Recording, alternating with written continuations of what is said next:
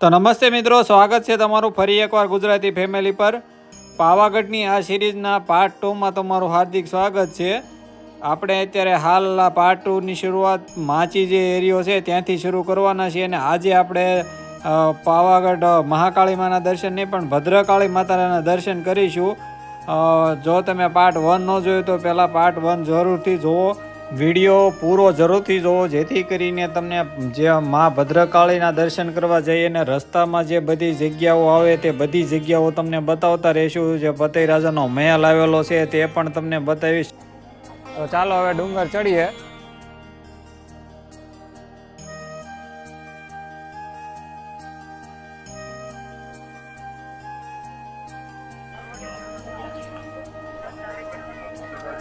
આ જગ્યા છે જે માચી તરીકે ઓળખાય છે, ત્યાં સુધી તમારું વાહન આવે છે. અને અહીંથી તમારે દાદર ચડીને ઉપર જવાનું. જો કદાચ તમારે રોપવેમાં પણ જવું હોય તો પણ તમારે થોડાક દાદર ચડવાના રહેશે ને પછી ઉપરથી રોપવે મળશે. પણ આજે રોપવે બંધ છે એટલે મોસ્ટ ઓફલી બધું જ પબ્લિક ચાલીને જઈ રહ્યું છે. રોપવે આજે બંધ છે. રોપવે તો બંધ છે પણ આપણે છતાં પણ ટિકિટના ભાવ જાણી લઈએ. રોપવેમાં ટિકિટનો ભાવ છે એક જણનો 150 રૂપિયા આવવા જવા માટેનો, અને બાળકોનો ભાવ છે 80 રૂપિયા, અને સ્ટુડન્ટો માટે અલગ ભાવ છે જે ગ્રુપનો ભાવ હોય છે. તો આપણે ડુંગરનો જે સ્ટાર્ટિંગ પોઈન્ટ છે, ગેટ છે, ત્યાં પહોંચી ગયા છે. અને અહીંયા લખેલું છે કે માત્ર 1800 જ પગથિયા છે અને ખાલી 45 મિનિટનો સમય લાગે છે. પણ આ જે ગેટ છે તે પહેલાંનો જૂનો બનેલો છે, જે જૂના દાદર હતા તેનો. અત્યારે હાલ જે નવા દાદર બની ગયા તે લગભગ 2000થી વધારે દાદર છે, અને સમય પણ તમારો ઘણો કલાકથી 1.5 કલાક જેટલો સમય લાગશે. અને જો ભદ્રકાળી માતાએ તમે દર્શન કરવા જાઓ તો એનાથી પણ વધારે સમય લાગે. તો ચાલો હવે આપણે ડુંગર ચડવાની શરૂઆત કરી દઈએ. જય મહાકાળી માં.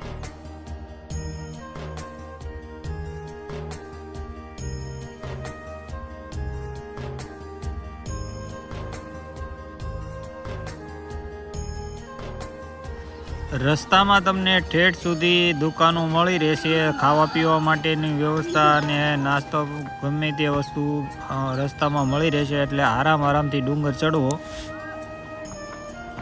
અગર મહાકાળી માના દર્શન કરવા આવતા હોય તો તમારે શનિ રવિ પસંદ કરવો નહીં, આડા જ વારે આવવું, કારણ કે તમને હાવ ટ્રાફિક ઓછું મળશે અને આરામથી માતાજીના દર્શન થશે. તમે જો આડો વાર છે આજે શુક્રવાર છે એટલે પબ્લિક સાવ ઓછું છે. જોકે પબ્લિક તો પણ છે, પણ શનિ રવિ બહુ જ ટ્રાફિક હોય છે ને તમારું વાહન ઉપર લાવવા નથી દેતા.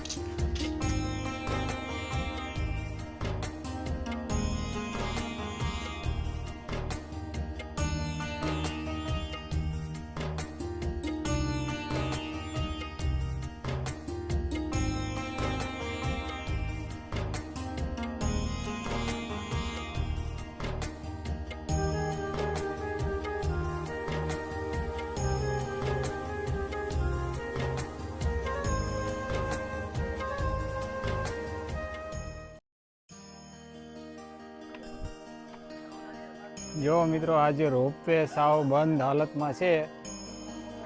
ટેકનિકલ ખામીના કારણે કહે છે કે સારું થાય, પણ ક્યારે શરૂ થાય એનું નક્કી નથી.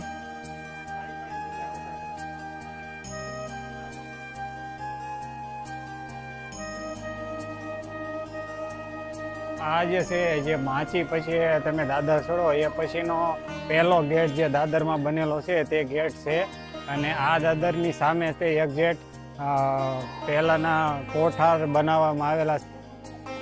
આ જે તમે જુઓ જે કોઠાર છે અનાજ સંગ્રહ કરવા માટે, જે યુદ્ધ સમયે કામ આવે એના માટે બનાવવામાં આવેલા કોઠાર છે.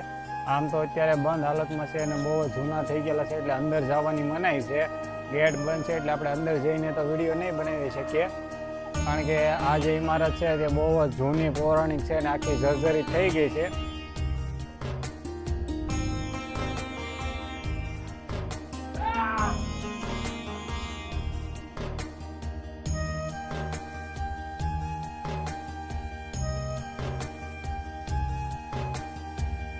તમે અડધા દાદર ચડો એટલે જે ઉપર અહીંયા મારી પાછળ જે વડ છે એ તમે જોવો છો, અહીંથી 2 રસ્તા ફાટે.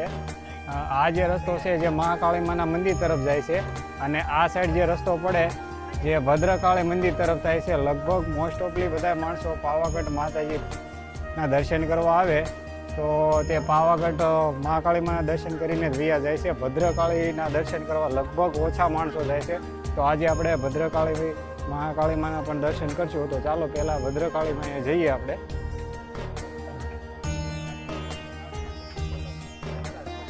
ભદ્રકાળી માતાનું જે મંદિર છે ત્યાં આપણે દાદર ચડવાના નહીં, પણ ઠેઠ સુધી આપણે દાદર ઉતરીને જ જવાનું રહેશે, કારણ કે તે નીચે આવેલું છે અને છે લાસ્ટમાં થોડાક દાદર ઉપર ચડવાના આવશે, બાકી તો ઉતરવાનું જ આવે છે.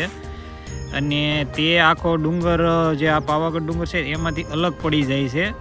અને ત્યાં જે આપણે આ ભદ્રકાળી માતાનું જે ગુફા, એ તો હાલ ત્યાં તો કોઈને જવા નથી દેતા. અને પતઈ રાજાનો જે મહેલ આવેલો છે ઉપર, ત્યાં પણ આપણે જાશું. તો મિત્રો આપણે ભદ્રકાળી માના દર્શન કરવા માટે આગળ ચાલ્યા અને તમે અહીંનો નજારો જુઓ. જે આ જે ડુંગર આખો પાવાગઢ ડુંગર છે, જે મહાકાળી માનું જે સ્થાનક છે તે તમે મારી પાછળ જોઈ શકો છો. અને મારી અહીંયા નીચે તમે જુઓ, એકદમ નીચે ખીણ છે અને આખો પાવાગઢ ડુંગર છે. અને હવે જે આ ખીણમાં રસ્તો પડે ત્યાં નીચે આપણે ભદ્રકાળી માતાજીના દર્શન કરવા જવાના છે. આ જે આખી પીક છે તે અલગ જ તે ડુંગર છે જે ભદ્રકાળી માતાજી મંદિર તરફ જાય છે. અને સામેનો જે ડુંગર છે જે મહાકાળી માતાનું સ્થાનક છે તે ડુંગર છે. અને આપણે જવાનું છે આ ડુંગરમાં નીચે.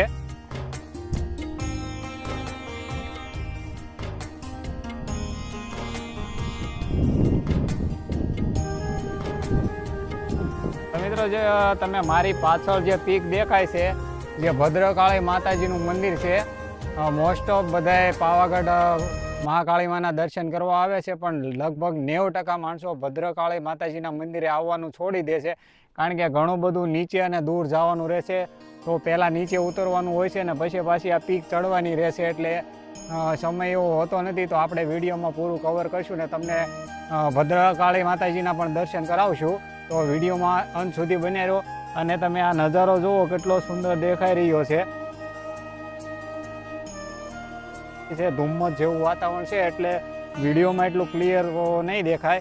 અને આગળ એક મોટો પાણીનો બંધ છે, ડેમ બનેલો છે, એ પણ દેખાય છે. બહુ જ મોટી નદી છે.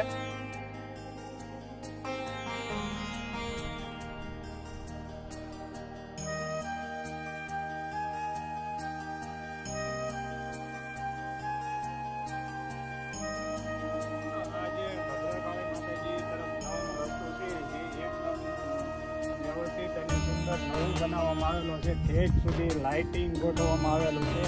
અને આ જે રસ્તો છે તે રસ્તાની ચારે તરફ પેલા ગઢ બનાવવામાં આવેલો છે, જે થોડો અત્યારે હાલ જર્જરિત થઈ ગયો છે.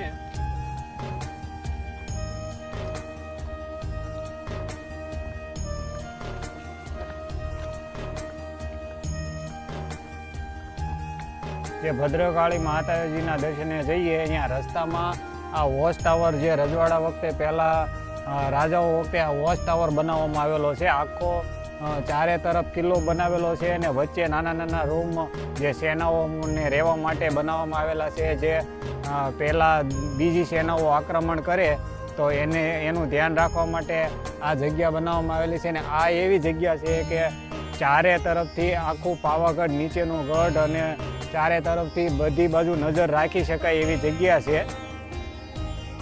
આ જે છે તે પતઈ રાજાનો મહેલ છે, જે ઉપર કિલ્લો આવેલો છે તેની અંદર બનેલો મહેલ છે. જે બહારથી આ નજારો છે, આપણે અંદર જઈને જોઈએ. આ બહાર થોડી રૂમો અત્યારે હાવ જર્જરિત હાલતમાં બચેલી છે, બાકી કિલ્લો તો હાવ નષ્ટ થઈ ગયેલો છે.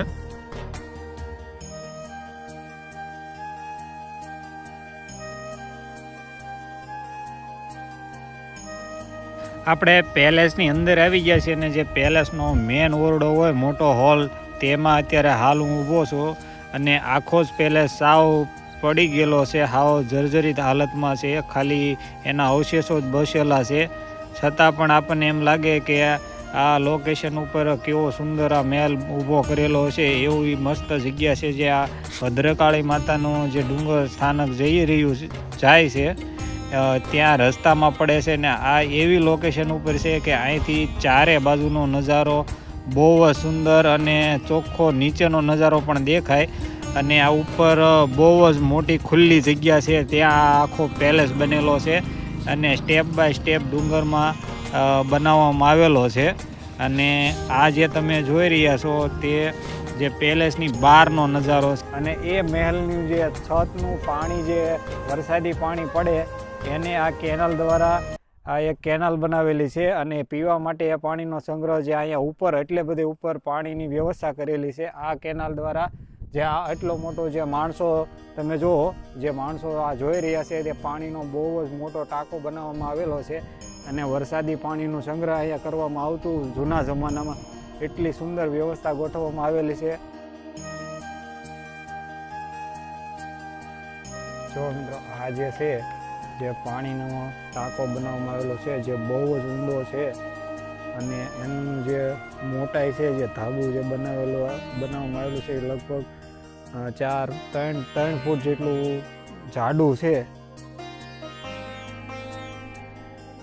મિત્રો, આ જે પાણીનો કોઠાર બનેલો છે એની પાછળ, મારી પાછળ તમે જુઓ, આખું પાવાગઢ સિટી દેખાય છે ને આખો પાવાગઢ ડુંગર અહીંથી તમને બહુ જ સુંદર દેખાય છે.